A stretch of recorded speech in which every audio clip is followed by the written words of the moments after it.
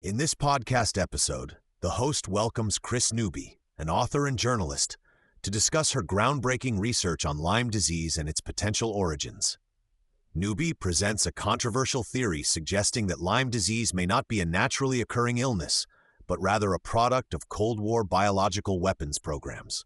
This theory posits that Lyme disease was inadvertently released from a military lab, leading to a public health crisis that continues to affect countless individuals today. Newby explains that Lyme disease first emerged in the late 1960s in Lyme, Connecticut, where residents began experiencing a peculiar set of symptoms, including neurological issues and severe joint pain. The disease was named after the town, and the causative agent was identified as the bacterium Borrelia burgdorferi. However, Newby argues that the origins of this disease are far more sinister than previously understood. She suggests that multiple organisms, potentially weaponized, escaped from military laboratories, leading to the outbreak.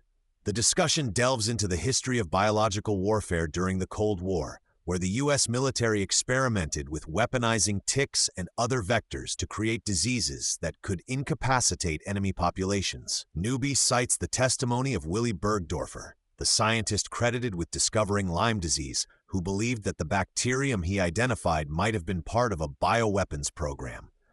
Newby emphasizes that the military's interest in weaponizing ticks was to create confusion among enemy populations, making it difficult to diagnose and treat the resulting illnesses.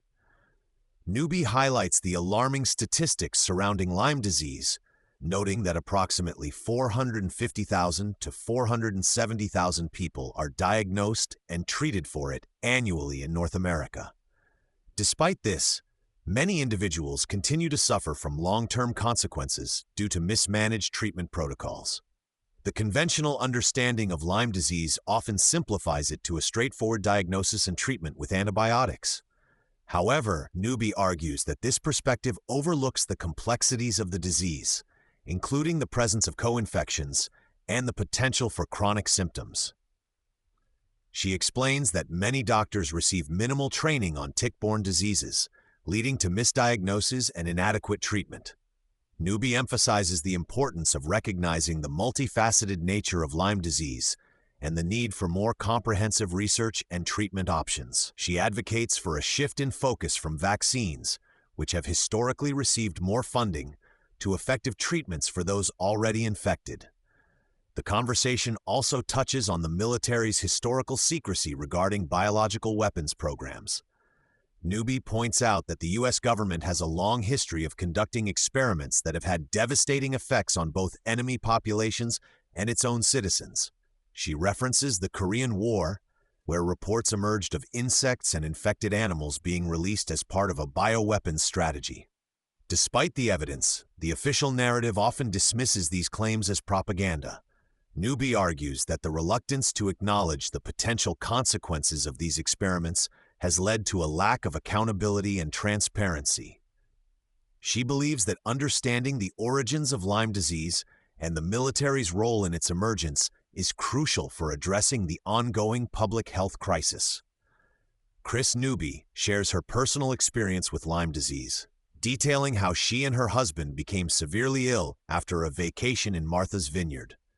Their journey through misdiagnosis and ineffective treatments highlights the challenges faced by many Lyme patients. After months of suffering and significant financial burden, they finally received a diagnosis, but it was initially dismissed by medical professionals.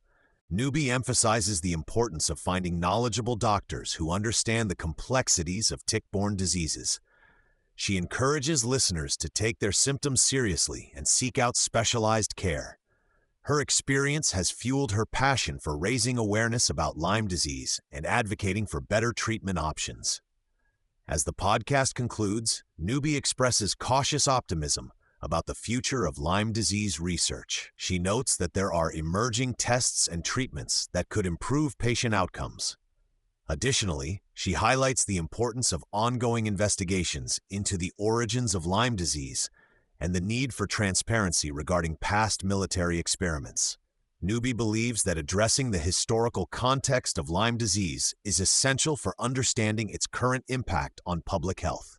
She urges listeners to remain vigilant about their health and to advocate for themselves in the medical system.